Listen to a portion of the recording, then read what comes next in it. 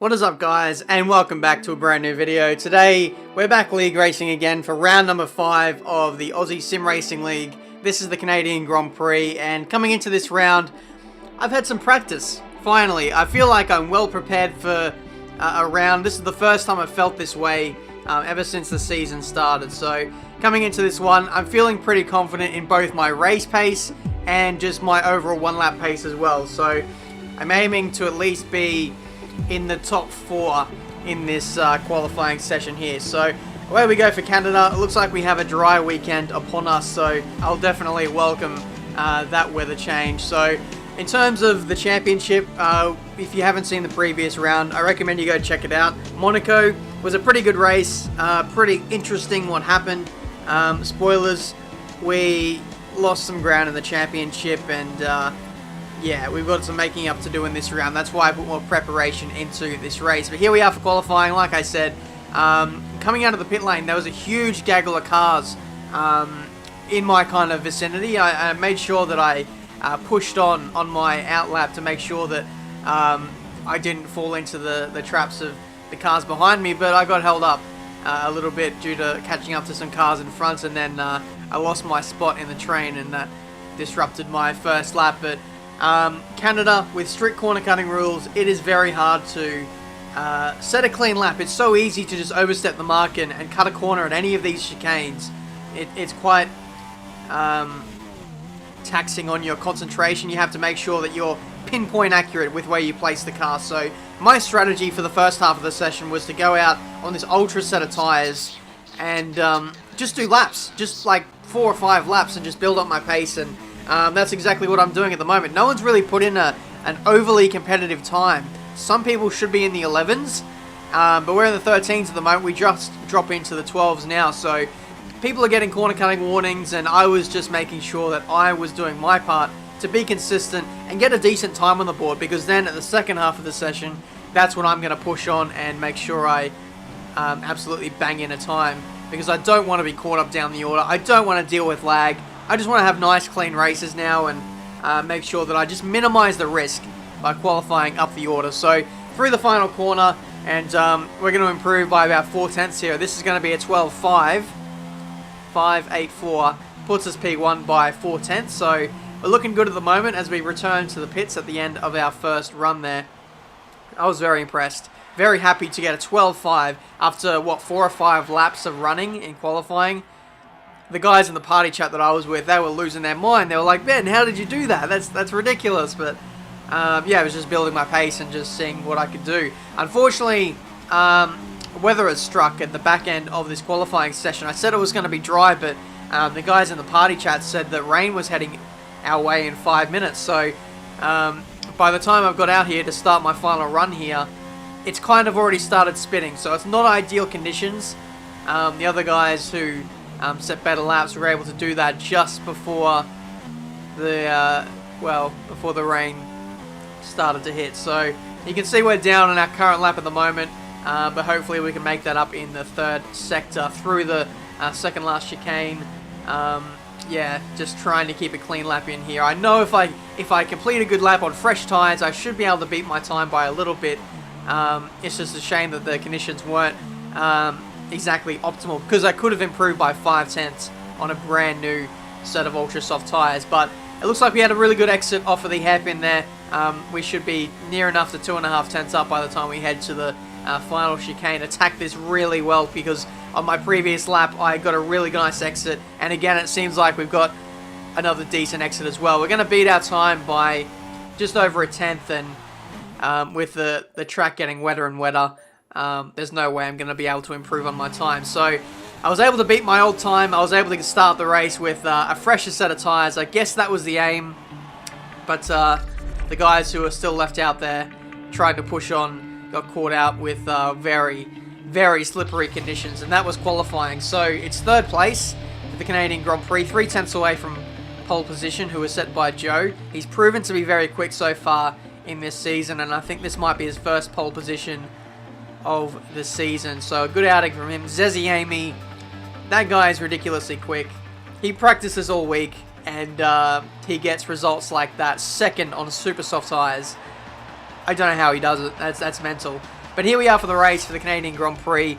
Looks like we're going to have some rain at the midway point of this race. Now, I want to change the strategy up here and go onto the super soft tyres, because I found in practice that a two-stop was the fastest way around this track in the race, and that's what I'm going to utilize into my strategy. I think by the time I put the super soft tyres on, that's going to be about the time that the rain hits by the end of that stint. Sorry, we can't provide you with that information right now.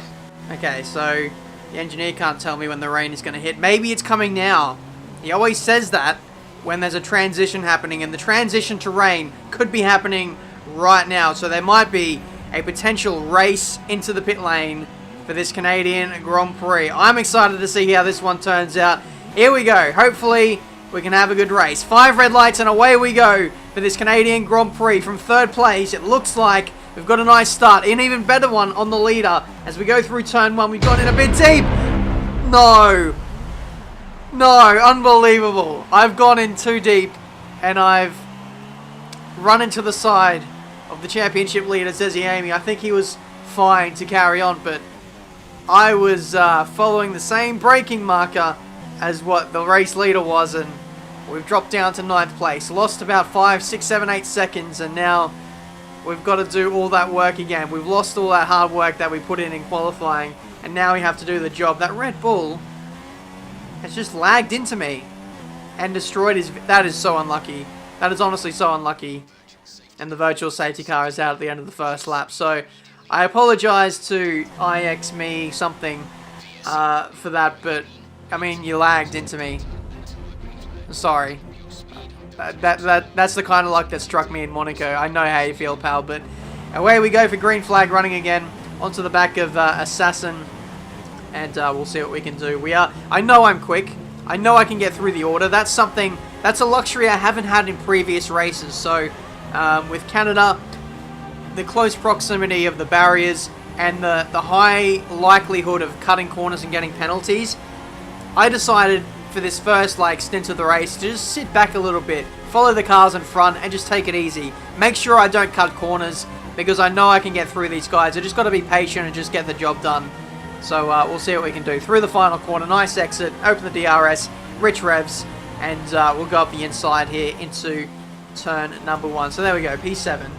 Nice start. Okay, that's 1. We got to pick off another 6 more to get to the lead of this race. It's going to be very tough by the time we get to about the top 3. But then that's what the second half of the race is for. We've got to grind away. I know I'm consistent. We've just got to get the job done. And next up is Pomps of the Wind. These guys in the realms here are sort of on the super soft tyres, so we should be able to overtake these guys, given that they are on a harder compound of tyre. So the rain is hitting in 10 minutes, and that's right on the borderline of when this ultra soft tyre can last too. So some people might stretch it to the end of this tyre stint to make sure that they get away with not making a stop, but I'm thinking about maybe doing something different, going for a super undercut and going onto the super soft tyres.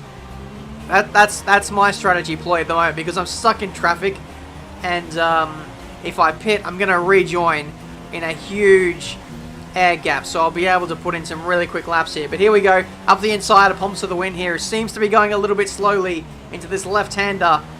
Went up the inside there, he left the space, but I didn't quite have the traction to pull off that move there. So it's still P7 in this race as we move on to lap 7. There's a virtual safety car that has just been deployed. It just happened after we went past the pit lane as well. We're expecting light rain in about 10 minutes. Yep, still 10 minutes until the light rain. I think I'm going to box at the end of this lap though. Unfortunately, the virtual safety car didn't stick around for long enough for me to get that free pit stop under my belt. But like I said, going for the undercut here, I could honestly see at this point that the ultra soft tyres weren't going to make it another 10 minutes. They were getting to the end of their life cycle anyway, so I thought I'm going to be aggressive here on the strategy, get on the super soft tyres early, work the undercut, and make sure that I can make up some track position, because I was stuck in traffic anyway, and by doing fast laps on my own, I should be able to jump a few guys. But unfortunately, there was 1 or 2 laps there that were a little bit shaky. I missed a couple apexes, and it took me a little while to get up to speed on the harder compound of tyre, which is a bit unfortunate. But as we head on to lap 11 now and 13, people are starting to come in. Fitcho came in on the previous lap, and he's caught up to his teammate KMP4, who is on the soft compound tyres. He hasn't made a stop yet, but yeah, a lot of these guys were chancing their arm on staying out on the ultra soft tyres, and I think it's cost them quite a bit of time here. But here you can see the McLarens getting tangled up here. A bit of team orders, and Fitcho was let through, and now we're trying to overtake his teammate around the outside through the hairpin. KMP4 yeah, missed his braking point, locked up, and sent me a bit wide there. That was actually quite awkward, because I was in the party chat with these two guys in front, and I'm not gonna lie, I did rage a little bit. And yeah, so that was quite a tense conversation that was going on in the party chat, but no, it was fine. We got the move done anyway around the outside of K, and that's us up into P6. So next up is Fitcho. He's been very consistent so far in this championship, and he's going to be quite hard to pass. He's on the soft compound tyres. He's going to be fairly steady in terms of pace, but we might have a slight edge over him for the next few laps until our super soft tyres start to die out. So we've caught up to some runners here. The track conditions aren't improving. It's your choice as to whether you want to fit the wets next time you come in. Yep, we will do that very, very soon. We've caught up to some runners who were risking it on their starting tyre. Ho on the super soft tyres couldn't last 17 laps. He was absolutely falling off the cliff here, and now Poms for the win himself is absolutely dying. So if you remember, in the first stint, we were right behind Poms. We made a pit stop, and now within 10 laps, we've actually caught him up. Such as the undercut and how much his tyres have been degrading. It's time to change to the intermediate tyres. We've just got the notification from the engineer here. Listen to this. We think there's a viable strategy change available to us. That was so lucky. That was the absolute best timing from the engineer there. Thank you so much, Jeff. You've just put me on a winner here in terms of the strategy.